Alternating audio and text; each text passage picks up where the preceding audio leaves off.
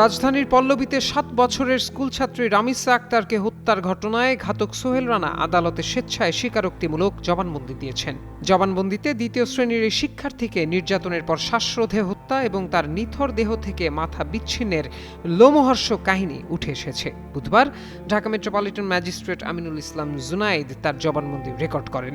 আদালতে জবানবন্দিতে সোহেল রানা বলেন, তারা একই ভবনের পাশাপাশি ফ্ল্যাটে থাকতেন। ঘটনার দিন সকাল ৯টার দিকে শিশুটিকে দেখে মাদক আসক্ত সোহেলের মধ্যে বিকৃত লালসা তৈরি হয়। সুযোগ বুঝে শিশুটিকে নিজের কক্ষে ডেকে নেয় সে। পরে জোর করে বাথরুমে নিয়ে শিশুটির ওপর চালায় পাশবিক নির্যাতন। সোহেল জানায়, ঘটনার পর শিশুটি তার মা বাবাকে বিষয়টি জানিয়ে দেওয়ার কথা বললে আতঙ্কিত হয়ে পড়ে সে। নিজের অপরাধ ফাঁস হওয়ার আশঙ্কায় এক পর্যায়ে শিশুটিকে শ্বাসরোধ করে মেরে ফেলে। হত্যাকাণ্ডের পর সোহেলের স্ত্রী স্বপ্না আক্তার বিষয়টি জানতে পারেন।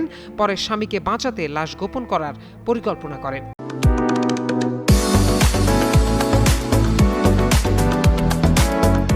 মরদেহ গুমের উদ্দেশ্যে শরীর থেকে বিচ্ছিন্ন করা হয় মাথা। এছাড়া তার 2 হাত কাঁধের কাছ থেকে আংশিক বিচ্ছিন্ন করা হয়। এরপর মরদেহ বাথরুম থেকে শয়নকক্ষে এনে খাটের নিচে রাখা হয়। এ সময় মেয়েটির মা দরজায় কড়া নাড়ছিলেন। তখন মূল আসামি সোহেল যাতে পালাতে পারে সেই সুযোগ করে দিতে স্ত্রী স্বপ্না দীর্ঘক্ষণ দরজা বন্ধ রাখেন। সোহেল জানালার গ্রিল কেটে পালিয়ে যাওয়ার পর স্বপ্না দরজা খোলেন। পুরো প্রক্রিয়াতেই সোহেলকে সহযোগিতা করেন তিনি। শিশুটিকে কক্ষে নেয়ার সময় সোহেলের সঙ্গে অজ্ঞাত পরিচয় আরও এক ব্যক্তি ছিলেন বলে মামলার এজাহারে উল্লেখ করা হয়েছে।